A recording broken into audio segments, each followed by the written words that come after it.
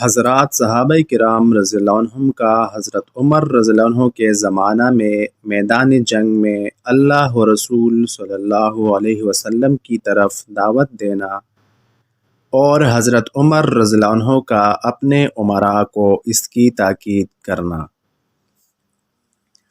حضرت یزید بن ابی حبیب رحمۃ اللہ علیہ کہتے ہیں کہ حضرت عمر بن الخطاب رضی اللہ عنہ نے حضرت سعد بن ابی وقاص رضی اللہ عنہ کو یہ خط لکھا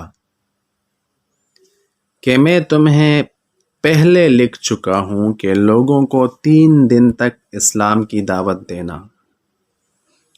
جو جنگ شروع ہونے سے پہلے تمہاری دعوت کو قبول کر لے وہ مسلمانوں کا ایک فرد شمار ہوگا، اسے وہ تمام حقوق حاصل ہوں گے جو باقی تمام مسلمانوں کو حاصل ہیں، اور اس کا اسلام میں حصہ ہے، اس لیے اسے مال غنیمت میں سے حصہ ملے گا۔ اور جو جنگ ختم ہونے کے بعد یا شکست کے بعد تمہاری دعوت کو قبول کر لے اور بعد میں مسلمان ہو، اس کا مال مسلمانوں کے لیے مال غنیمت بنے گا، کیونکہ مسلمانوں نے اس کے مسلمان ہونے سے پہلے اس کے مال پر قبضہ کر لیا ہے۔ یہ میرا حکم ہے اور یہی تمہیں خط لکھنے کی غرض ہے۔ حضرت ابو البختری رحمۃ اللہ علیہ کہتے ہیں کہ مسلمانوں کے ایک لشکر کے امیر حضرت سلمان فارسی رضی اللہ عنہ تھے۔ انہوں نے فارس کے ایک قلعہ کا محاصرہ کیا۔ مسلمانوں نے کہا، اے ابو عبداللہ، یہ حضرت سلمان رضی اللہ عنہ کی کنیت ہے، کیا ہم ان پر حملہ نہ کر دیں؟ انہوں نے کہا، مجھے ان کو دعوت دینے دو، جیسے میں نے حضور صلی اللہ علیہ وسلم کو دشمنوں کو دعوت دیتے ہوئے سنا۔ چنانچہ اس قلعہ والوں سے حضرت سلمان رضی اللہ عنہ نے کہا کہ میں تم میں کا ایک فارسی آدمی ہوں، تم خود دیکھ رہے ہو کہ عرب میری کس طرح مان رہے ہیں۔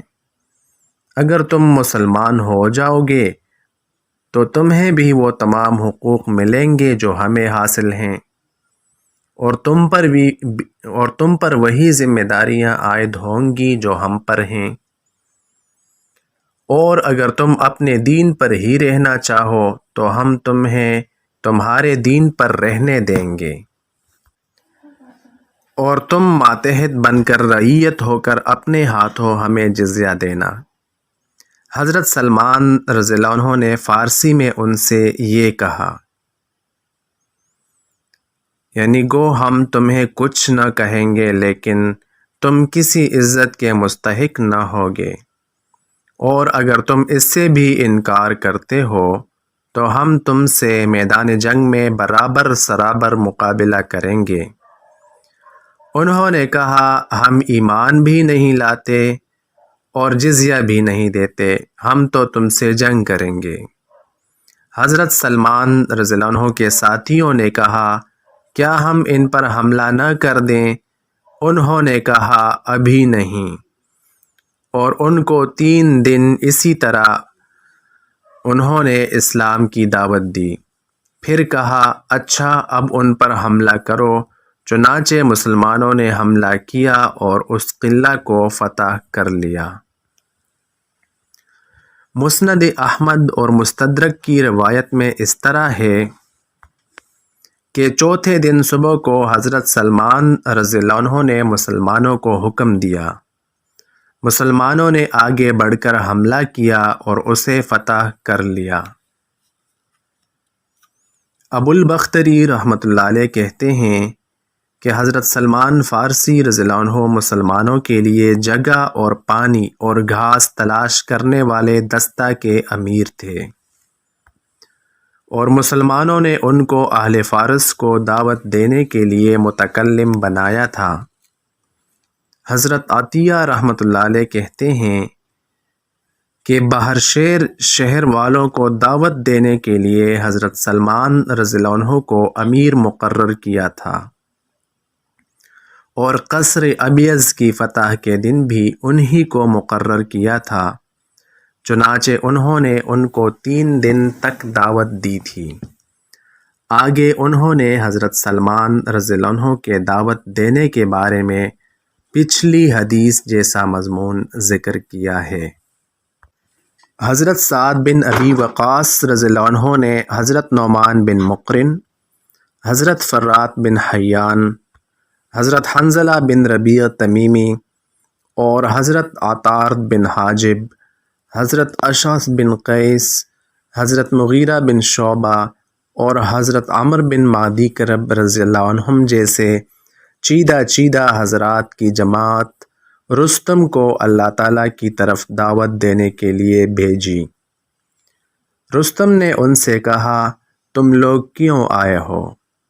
ان حضرات نے کہا کہ ہم اس لیے آئے ہیں کہ اللہ تعالیٰ نے ہم سے یہ وعدہ کیا ہے کہ تمہارا ملک ہمیں مل جائے گا، اور تمہاری عورتیں اور بچے ہمارے قیدی بنیں گے، اور تمہارے مال پر ہم قبضہ کریں گے، اور اللہ تعالیٰ کے اس وعدہ پر ہمیں پورا یقین ہے۔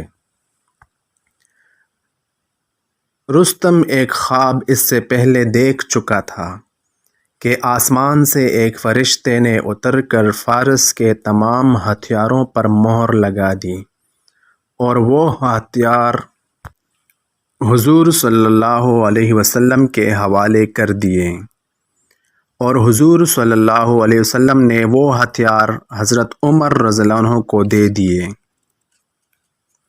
حضرت سیف اپنے استادوں سے نقل کرتے ہیں کہ جب دونوں لشکر آمنے سامنے ہوئے تو رستم نے حضرت سعد رضی اللہ عنہ کو یہ پیغام بھیجا کہ وہ رستم کے پاس ایک عقل مند آدمی ایسا بھیجیں کہ میں جو کچھ پوچھوں وہ اس کا جواب دے سکے۔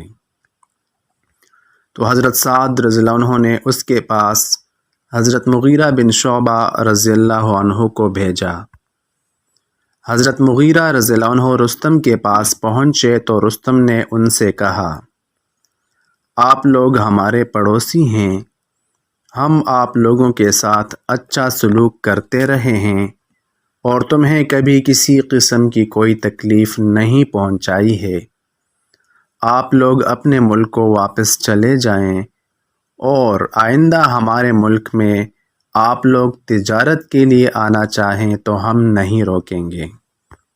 حضرت مغیرہ رضی اللہ عنہ نے کہا، دنیا ہمارا مقصود نہیں ہے بلکہ آخرت ہمارا مقصود ہے، اور ہمیں صرف اسی کی فکر ہے۔ اللہ تعالیٰ نے ہماری طرف ایک رسول بھیجا اور اس سے فرما دیا کہ میں نے تمہارے صحابہ رضی اللہ عنہم کی اس جماعت کو ان لوگوں پر مسلط کر دیا ہے جو میرا دین اختیار نہ کریں۔ اس جماعت کے ذریعہ میں ان سے بدلہ لوں گا۔ جب تک یہ جماعت یعنی صحابہ رضی اللہ عنہم دین کا اقرار کرتے رہیں گے، میں انہی کو غالب رکھوں گا، اور میرا دین سچا دین ہے۔ جو اس سے منہ موڑے گا وہ ضرور ذلیل ہوگا، اور جو اسے مضبوطی سے تھامے گا وہ ضرور عزت پائے گا۔ رستم نے پوچھا، وہ دین کیا ہے؟ حضرت مغیرہ رضی اللہ عنہ نے کہا، اس دین کا وہ ستون جس کے بغیر اس کی کوئی چیز درست نہیں ہو سکتی، وہ کلمہ شہادت اشہد ان لا الہ الا اللہ وان محمد الرسول اللہ پڑھ لینا ہے، اور جو کچھ حضور صلی اللہ علیہ وسلم اللہ کے پاس سے لائے ہیں اس کا اقرار کر لینا ہے۔ رستم نے کہا، یہ تو کتنی اچھی بات ہے، اس کے علاوہ اور کیا ہے؟ حضرت مغیرہ رضی اللہ عنہ نے کہا، اللہ کے بندوں کو بندوں کی عبادت سے نکال کر اللہ کی عبادت میں لگا دینا۔ رستم نے کہا، یہ بھی اچھی بات ہے، اس کے علاوہ اور کیا ہے؟ حضرت مغیرہ رضی اللہ عنہ نے کہا، تمام انسان حضرت آدم علیہ السلام کی اولاد ہیں، لہٰذا وہ ماں باپ شریک بھائی ہیں۔ رستم نے کہا کہ یہ بھی اچھی بات ہے۔ اچھا ذرا یہ تو بتاؤ کہ اگر ہم تمہارے دین میں داخل ہو جائیں تو کیا تم ہمارے ملک سے واپس چلے جاؤ گے؟ حضرت مغیرہ رضی اللہ عنہ نے کہا، ہاں اللہ کی قسم، پھر تمہارے ملک میں صرف تجارت یا کسی اور ضرورت کی وجہ سے آئیں گے۔ رستم نے کہا، یہ بھی اچھی بات ہے۔ راوی رحمۃ اللہ علیہ کہتے ہیں کہ جب حضرت مغیرہ رضی اللہ عنہ رستم کے پاس سے واپس چلے گئے تو رستم نے اپنی قوم کے سرداروں سے اسلام کا تذکرہ کیا، لیکن ان سرداروں نے پسند نہ کیا اور اسلام میں داخل ہونے سے انکار کر دیا۔ اللہ ہی ان کو خیر سے دور کرے اور رسوا کرے، اور اللہ نے ایسا کر دیا۔